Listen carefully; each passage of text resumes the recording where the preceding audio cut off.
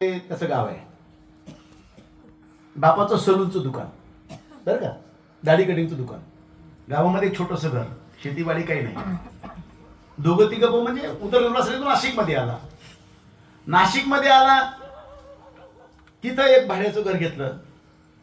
नवरा बायकोने डबे बनवायचे आणि त्या कंपनी वगैरे पुन्हा तरी पोरांना डबे पोचवायचे.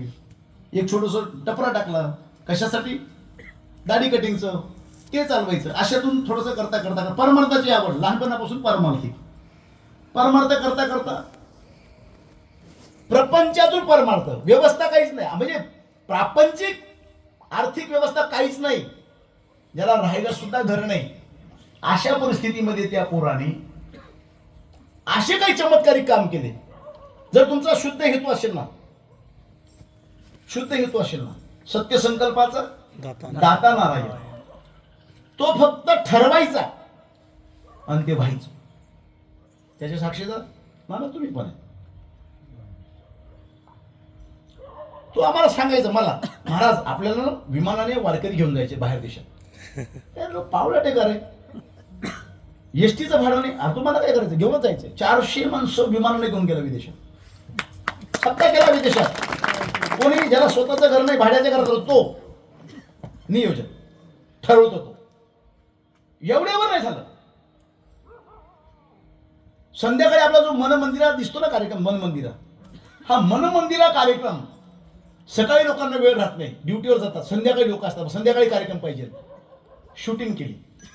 आणि मग याला काय नाव, याला मनमंदिरा नाव द्यायचं. संध्याकाळी मनमंदिरा जो कार्यक्रम लागतो ना, ही संकल्पना सुद्धा त्याच पोराने केली. कोणी, जो खेड्यातून आला होता पोट भरायला नाशिकमध्ये, घर नाही, शेती नाही, वाडी नाही, प्रॉपर्टी नाही, काहीच नाही, एवढ्यावर नाही थांबला. पाठीमागे विश्वगुरु निवृत्तीनाथ संस्थांची ट्रस्ट समिती निर्माण होणार होती नवीन. मला म्हणे, महाराज मला तिथे ट्रस्टी जायचं. म्हटलं येडा झाला करे तू, केवढे दिग्गज लोक बसले तिथं.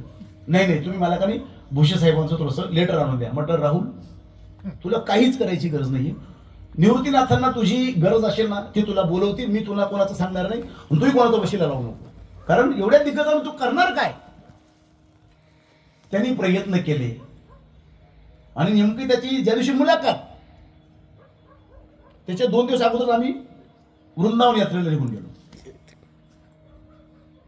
त्याला म्हटलं, तो आधी जाऊन आला होता त्या अधिकाऱ्यांकडे, धर्मदाय, की मला यात्रा आहे, मी जाणार आहे. त्यांनी त्याची तिथं मुलाखत घेऊन घेतली होती.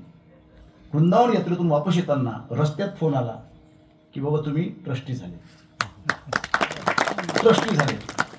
झाला विषय. मग अध्यक्ष व्हायचंय. आता अध्यक्ष सोपं आहे का, निवृत्तीनाथ संस्थांचे अध्यक्ष व्हायचंय. महाराज एवढे रेसमध्ये होते. आता एवढे लोक रेसमध्ये असताना